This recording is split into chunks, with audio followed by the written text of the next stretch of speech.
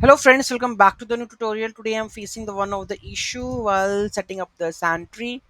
So here we have the issue that is diagnostic channel dot subscribe is not a function. To solve this, we are going to learn in this video. Those who haven't subscribed my channel yet, please do subscribe my channel. And if you like the video, please do like, share and comment on my video. Let's get started.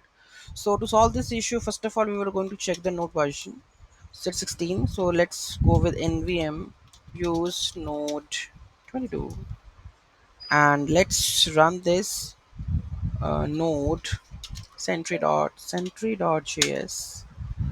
and it come up with the request handler or something. Let's install the packages again.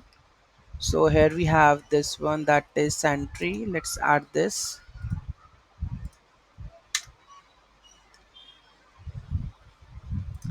npmi express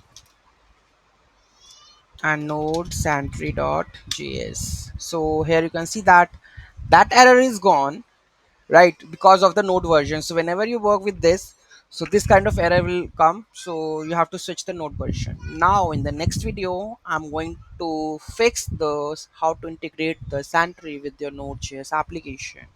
Thank you so much for watching this video. Have a great day.